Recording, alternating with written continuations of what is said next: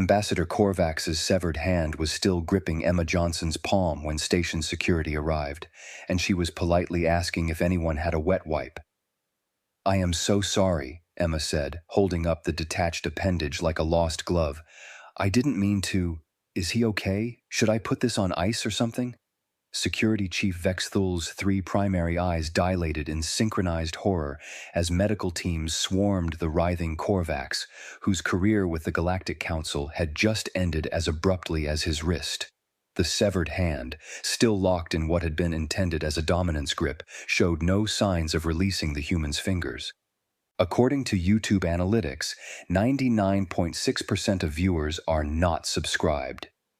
That's a huge number. By subscribing the channel that is completely free, you'll help support the channel and never miss fresh content. "Nobody move!" Vexthul's translator crackled with panic frequencies that made nearby equipment whine. "Initiate code Vermilion. Lock down sectors 9 through 14. Get high command on." "Really, I feel terrible about this," Emma continued, gently trying to pry the fingers loose. Each tiny movement made the security chief flinch backward. "I was just trying to be professional, you know. Firm handshake. Make a good first impression. My dad always said, 'Oh, there we go.'" The hand finally released with a wet pop that echoed through the suddenly silent diplomatic chamber. Emma held it out toward the nearest medical technician, who scrambled backward so fast he triggered 3 separate collision alarms. "Someone want to—" Emma looked around at the 37 species representatives, all of whom had plastered themselves against the walls. "No? Okay, I'll just set it down here." She placed the hand on the ceremonial greeting platform. The platform, rated to withstand Class 7 explosive yields, developed a spider web of cracks that spread outward like lightning frozen in crystalline metal. Vexthul's translator actually stuttered. "How? What? The structural integrity—" "Oh no," Emma said, noticing the damage. "Did I break something? God, this day is just getting worse." She reached for her coffee cup from the refreshment table, and the table's legs compressed 3 centimeters into the deck, plating with a tortured groan of molecular bonds failing. The Galactic Council's emergency session had been in progress for 17 minutes. Emma had been on Station Unity 7 for 18. "High Command responding," an aide whispered to Vexthul, mandibles clicking in distress. "They want to know if we're under attack."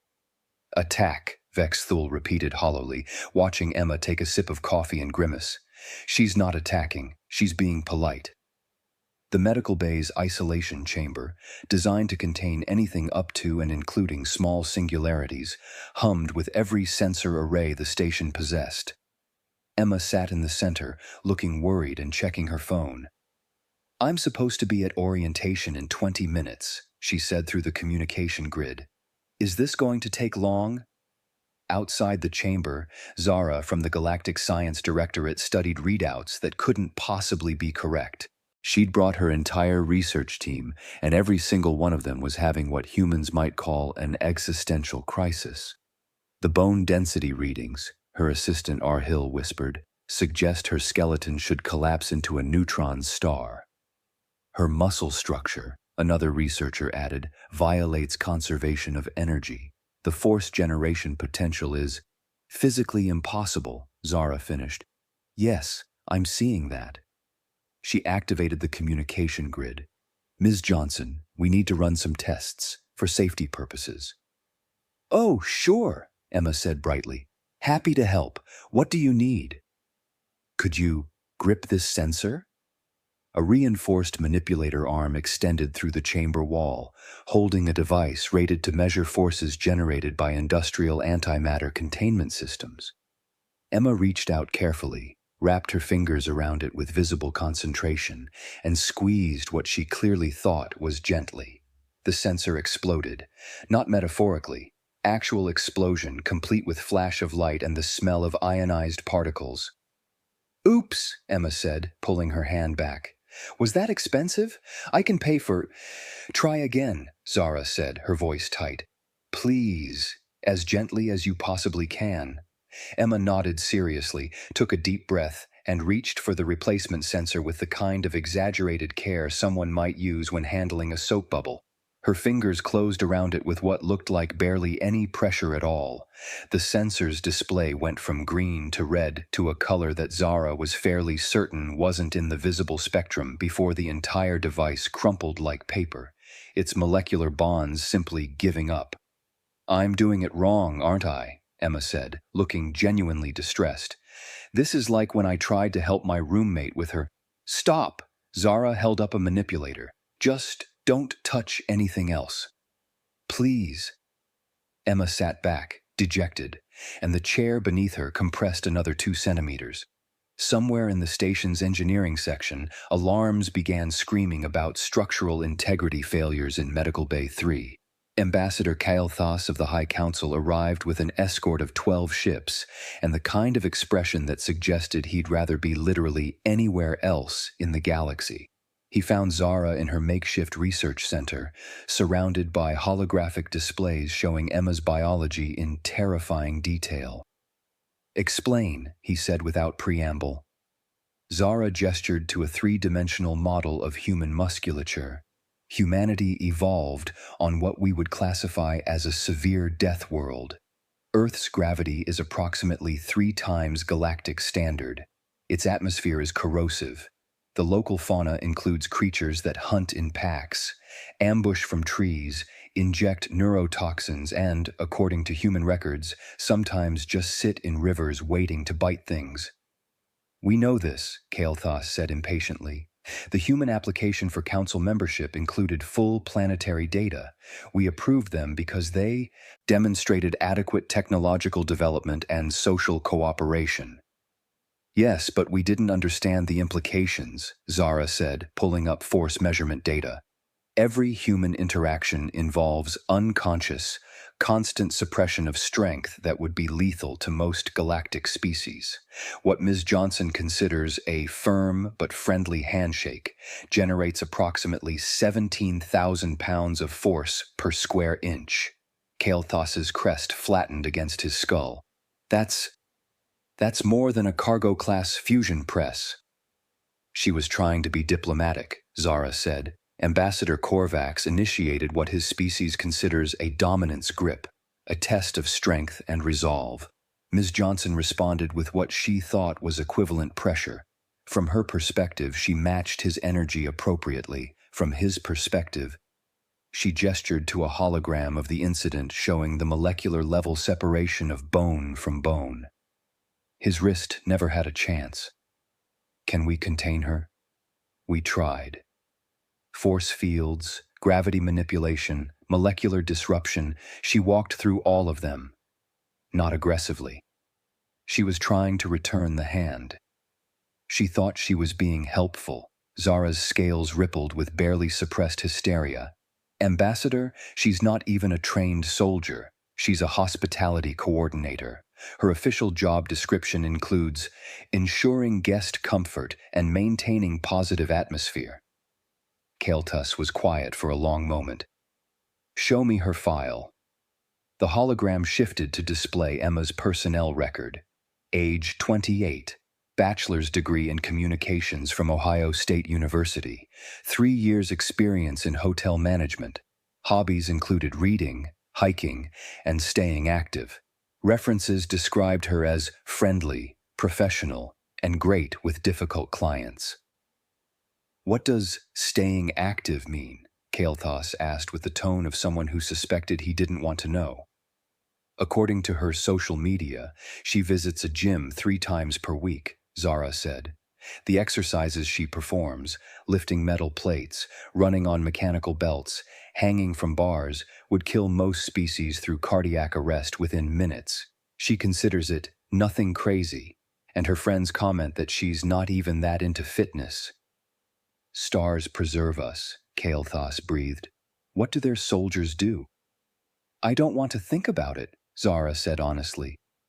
Emma was moved to a larger chamber, ostensibly for her comfort, actually because she'd accidentally created a stress fracture in the first one by crossing her legs. She'd been given a tablet to fill out paperwork, and every stylus she touched immediately snapped. The fourth one broke, and she looked up apologetically. "Sorry, I keep forgetting. This always happens with cheap pens back home." She noticed a new figure outside the chamber. "Oh, are you in charge? I really am so sorry about the ambassador's hand. Is there anything I can do to make this right?" Kael'thas studied the human who had inadvertently created a galaxy-wide diplomatic crisis. She looked genuinely distressed, holding the pieces of the shattered stylus like they were injured birds. "Ms. Johnson," he said carefully, "can you explain what happened from your perspective?" "Well, I was excited, Emma said, leaning forward. The chamber floor groaned. "First day representing humanity on the Galactic Council. My mom's so proud. And Ambassador Korvax came over to introduce himself, which was really nice. He stuck out his hand. I thought it was a hand. It had the right number of gripping parts, so I shook it. Like you do." "And when he increased pressure?" "Oh yeah," Emma nodded enthusiastically, several warning lights activated. "I figured that was his culture's thing, Like, a firm grip shows respect and confidence. My dad taught me that when I was interviewing for colleges." "Dead fish handshake makes a bad impression, Emma," she mimicked in a deeper voice, then laughed. The laugh registered on seismic sensors in 3 adjacent sectors. Kael'thas felt something like sympathy, which was disturbing given the circumstances. "Ms. Johnson, on your world, how strong is an average person?" Emma shrugged. The gesture created a pressure wave. "I don't know. Normal strong. I can carry my groceries up 3 flights of stairs in one trip, but that's not special. My neighbor Frank can lift the front of his car to change a tire. Old Mrs. Chen, who lives below me, does Tai Chi in the park, and she's like 80. We're just people?" "Your neighbor," Kael'thas said slowly, "can lift a motorized vehicle." "Well, yeah, the front part," Emma said, as if this clarified things. "You need leverage and the right stance. It's not that hard." Zara joined them, tablet in hand. "Ms. Johnson, I need you to understand something. The average galactic species member can exert approximately 40 pounds of force in their primary manipulators. You, attempting to be gentle, just registered at 15,000 pounds on our last test." Emma's face went pale. 15,000?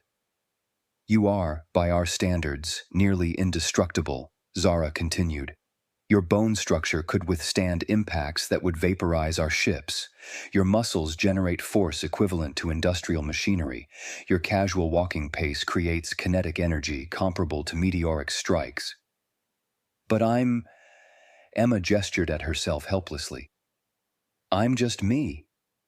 I'm not even the strong one in my family. My brother Mark does CrossFit. He's actually fit." The 2 council members exchanged looks of pure horror. "Ms. Johnson," Kael'thas said gently, "I don't think you understand. You don't know your own strength because you've never met anything durable enough to provide resistance. Every object you've ever handled has been designed by and for humans, beings of equivalent capability. We are not equivalent."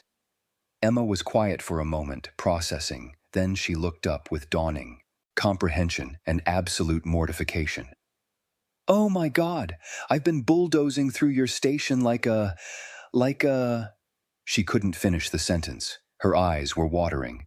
"Like a being from a death world who doesn't understand that the rest of the galaxy is fundamentally more fragile," Zara finished kindly. "Ms. Johnson, you're not at fault. This is a first contact miscommunication." "I hurt someone on my first day," Emma said quietly. "I dismembered someone." "Yes," Kael'thas agreed, because there was no point lying. "But you didn't mean to. And now we know. Now we can adapt." "How?" Emma asked desperately. "How do I interact with anyone if I'm a walking disaster?" "Very, very carefully," Zara said. "And we'll adapt too. Stronger materials, different protocols, physical distance during greetings." She pulled up a holographic display. "I'm recommending a 2-meter minimum distance for all human-alien interactions. Humans will bow or nod for greetings. No physical contact except in emergencies or with proper safety equipment. That's so sad, though, Emma said. I'm a hospitality coordinator. My whole job is making people feel welcome and comfortable. How do I do that if everyone's afraid I'll accidentally kill them? Kael'thas considered this. You do it by being exactly what you are, genuinely kind, sincerely apologetic, and willing to learn. The galaxy needs to understand that humans are powerful, but not malicious. That's actually a rare combination. Really? Most species with your capability would have conquered half the galaxy by now, Zara said bluntly. The fact that you're worried about making people comfortable is remarkable. Disturbing, but remarkable. The galaxy-wide advisory went out 6 hours later. Human interaction protocols became mandatory training for all diplomatic staff. Station Unity 7 began emergency structural reinforcements. The insurance consortium handling diplomatic incidents quietly doubled all premiums for stations accepting human visitors. Emma was cleared for limited movement through the station with a full escort whose job was less protection and more warning system, clearing corridors before she arrived, flagging fragile equipment, and desperately trying to prevent well-meaning disasters. She'd been given special quarters, a cargo bay really, but furnished with equipment rated for industrial use. The bed could support a small shuttle. The chair was designed for holding engine components during repairs. The door required a security override because her attempts to open it normally kept tearing it from the hinges. This is so weird, she told her escort, a brave or foolhardy liaison named Lirana who'd volunteered because someone had to. I feel like I'm in a dollhouse, but everything's trying to break. From our perspective, you're in appropriately scaled housing, and everything is structural components desperately trying to maintain coherence, Lirshana said. She'd developed a dry sense of humor about the situation, possibly as a coping mechanism. Emma laughed, then immediately covered her mouth as the sound made a wall panel vibrate loose. Sorry, I need to remember. Inside voice. Your inside voice still triggers audio warnings, Lirana said, checking her tablet. But we're calibrating sensors to ignore human-generated frequencies below emergency threshold. Within a week, you'll only set off alarms if you actually scream. Progress, Emma said wryly. She looked out the viewport at the stars. Do you think I'll ever actually be able to do my job, the one I was hired for? Coordinating hospitality between humans and other species? Lirana considered. Honestly, you might be the most important person in the galaxy for that role. You understand both sides now, human normalcy and galactic fragility. You can bridge that gap by standing 2 meters away and never touching anyone. It's a start, Lirana said. Besides, Ambassador Korvax is recovering. He's requested to meet with you, actually. Emma's eyes widened. He wants to see me? Why? I took his hand. He wants to apologize. He wants to. Emma sat down heavily. The reinforced chair groaned but held. Why would he apologize to me? Because he initiated a dominance display against a being from a death world without understanding the implications, Lirana said. By his species standards, that was monumentally stupid. He's embarrassed. I'm the one who should be. You can both be sorry, Lirana interrupted. Mutual apologies are very diplomatic, very mature, and it'll be good publicity. The galaxy needs to see that humans and other species can work through conflicts. Emma took a deep breath, creating a minor pressure differential that made Lirana's translator squeal. Okay, I can do this. I'll be so careful. I know you will, Lirana said. That's the point. The apology meeting was held in a chamber specifically designed for the occasion, Korvax on one side, Emma on the other. With 3 meters of empty space between them and medical teams on standby. It was broadcast across 17 sectors as an educational opportunity. Korvax looked diminished, his regenerated hand, vat-grown over the past week, still pale and weak, but he stood straight, meeting Emma's eyes with the kind of courage usually reserved for combat veterans. Ms. Johnson, he said, his translator clear and steady. I initiated contact inappropriately. I attempted to assert dominance over a species I did not understand. The fault is mine. Emma shook her head, then froze, remembering that head movements could be dangerous. She settled for words. Ambassador, I hurt you. I didn't mean to, but intent doesn't undo damage. I'm so sorry. You responded to my challenge appropriately, Korvax said. By my culture's standards, you won fairly. By any reasonable standards, I was a fool. Can we both agree we messed up and move forward? Emma asked. I'd really like to move forward. Korvax made a gesture that his translator interpreted as resigned agreement. I suppose that's the most diplomatic solution, though I'm retiring from field diplomacy. Teaching, perhaps. My story will be a cautionary tale for generations of students. Don't crush Handshake with Deathworlders, Emma suggested. Understand capabilities before issuing challenges, Korvax corrected, but there was humor in it. And never ever assume you're the strongest being in the room. I'm not strong, Emma protested. I'm just average human strong. Yes, Korvax said. That's the terrifying part.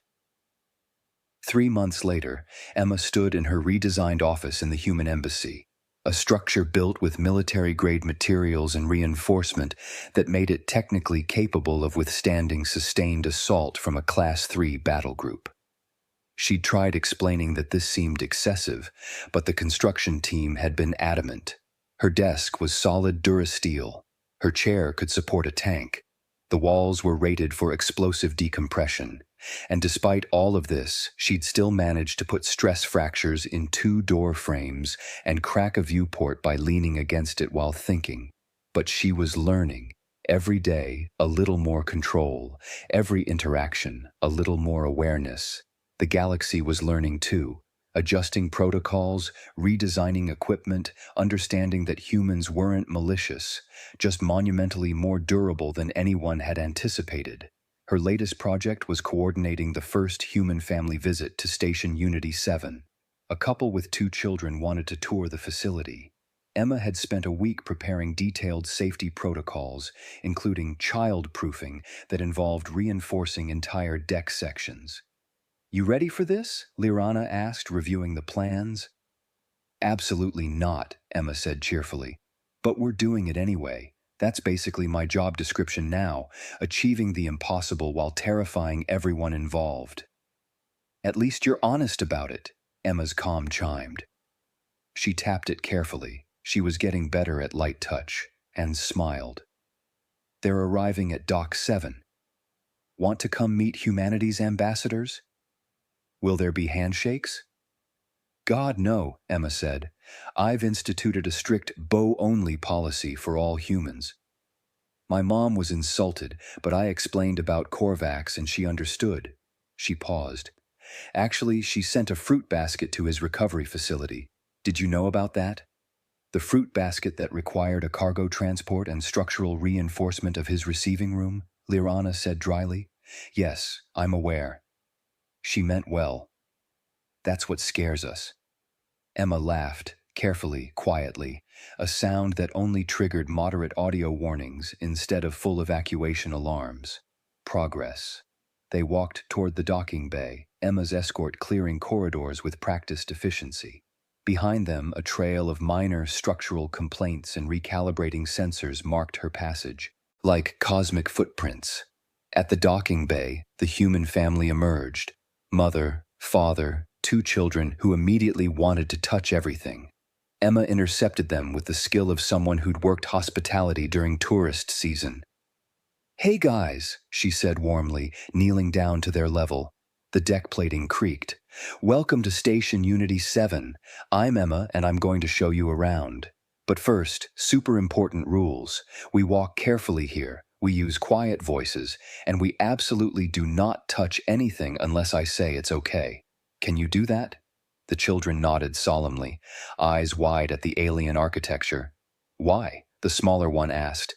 Because this station is made for friends who are more delicate than us, Emma explained. Like when you play with something fragile at home.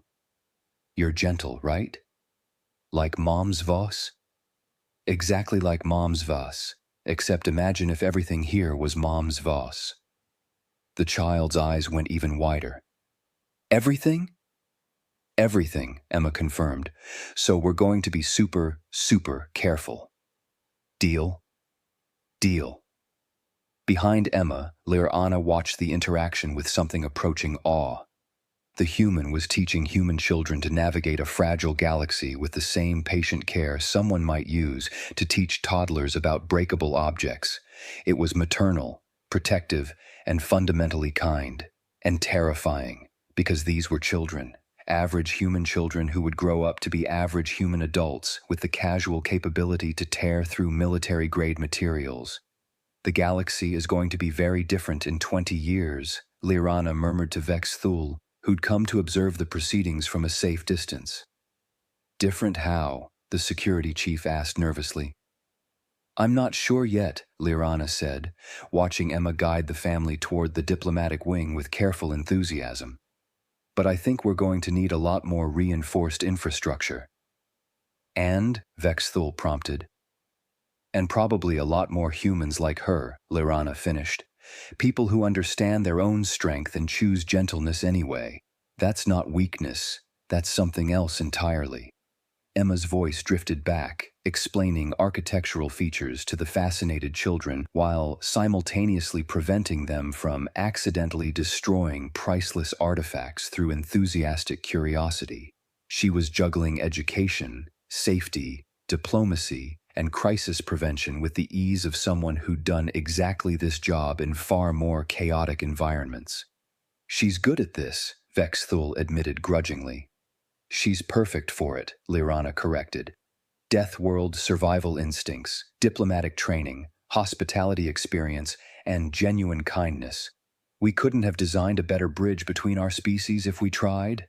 Ahead of them, Emma caught one of the children reaching for a control panel and smoothly redirected with a suggestion about the cool window display instead.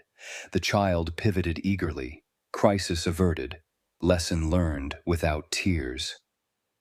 Think, she'll teach others? Vex Thul asked. She already is, Lirana said. Every human who comes through here learns her protocols. Every alien who meets her understands humans a little better. She's building the framework for everything that comes after. From one disastrous handshake. From one honest mistake and the humility to learn from it, Lirana corrected. That's very human, apparently. Tremendous capability combined with surprising wisdom about when not to use it. Emma glanced back, caught Lirana's eye, and gave a careful thumbs up. The gesture was smooth, controlled, and only generated minor stress readings in the nearby wall panel. Progress. The galaxy was learning about humanity, one careful interaction at a time, and humanity was learning about the galaxy, one reinforced structure at a time. It wasn't the first contact anyone had imagined, but as Emma led the family into the diplomatic wing, already fielding questions about alien biology and station operations with good-humored expertise, Lirana thought it might be exactly the first contact the galaxy needed. Terrifying, yes, but also hopeful. After all, if beings with that much power could choose gentleness, what couldn't they achieve together? Emma disappeared around a corner, her voice trailing back. Now, who wants to see the observation deck? It's got the best view in 3 sectors, and I promise if we're careful we won't break anything this time. This time? The father's voice echoed. Long story, Emma said cheerfully. Involves a handshake and a lot of paperwork. I'll tell you over lunch. They've got human-safe food now. Only took 17 tries to make plates that don't shatter. Her laughter echoed through the corridor, a sound that no longer triggered full evacuations, just knowing smiles from station personnel who'd learned that this was simply what hope sounded like in human frequencies, loud, enthusiastic, and requiring structural adjustments. But worth it,